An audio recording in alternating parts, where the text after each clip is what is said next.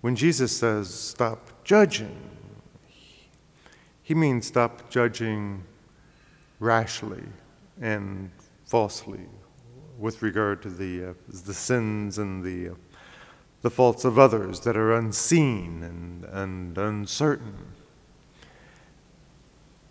When sins are public, our judgment of them cannot be called rash.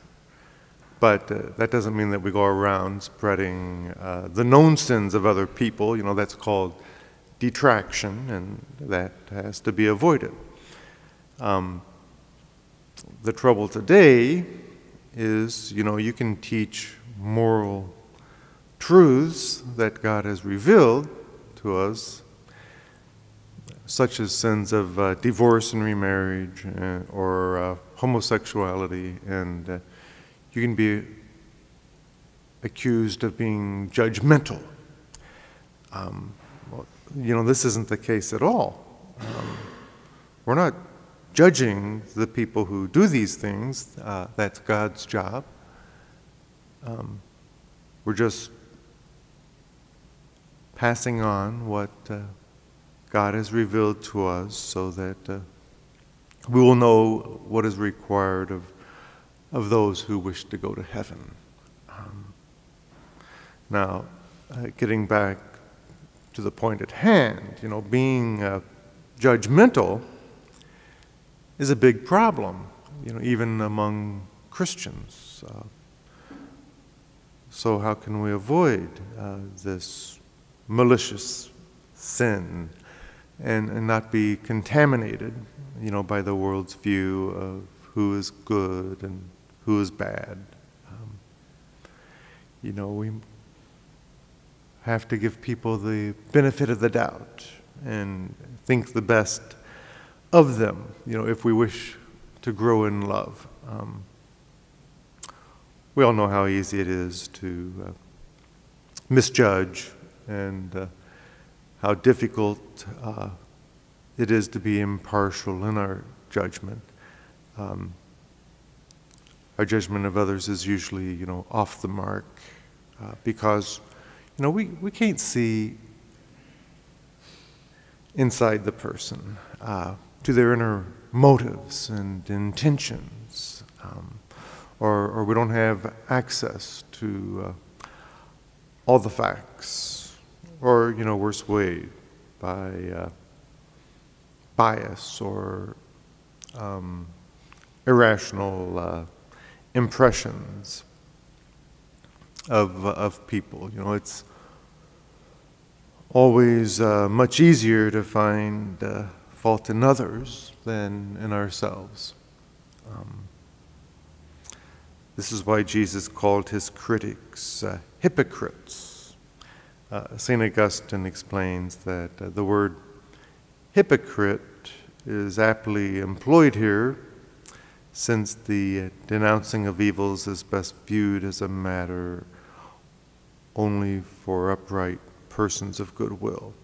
When the wicked engage in it, they're like impersonators, masqueraders, hiding their real selves behind a mask while they portray others' character through the mask. The word hypocrite, in fact, signifies pretenders. He continues, whenever necessity compels one to reprove or rebuke another, we ought to proceed with godly discernment and caution. First of all, let us consider whether the fault is such as we ourselves have never had, or whether it is one that we have overcome.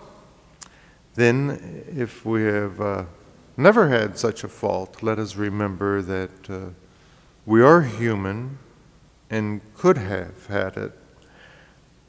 But if we have had it and are rid of it now, let us remember our common frailty, in order that mercy, not hatred, may lead us to the giving of correction and admonition. In this way, whether the admonition occasions the amendment or the worsening of the one for whose sake we are offering it, for the result cannot be foreseen, we ourselves shall be made safe. But if on reflection we find that we ourselves have the same fault as the one we are about to reprove, let us neither correct nor rebuke that one. Rather, let us bemoan the fault ourselves and induce that person to a similar concern, without making him to submit to our correction. End quote. So Jesus states a divine principle we can stake our lives on, that what we give to others or how we treat others will return to us in like manner. The Lord knows our faults, weaknesses, and sins. He sees everything, even the imperfections and the hidden sins of the heart, which we cannot recognize in ourselves. So like a gentle father and a skillful doctor, he patiently draws us to his seat of mercy, and if we're willing to work with him, with the grace that he gives us, he will remove the cancer of sin which inhabits our hearts. And so we need to realize just how guilty we are, before we go pointing fingers at others. And when we do point fingers, just remember we got 3 of them pointing back at us.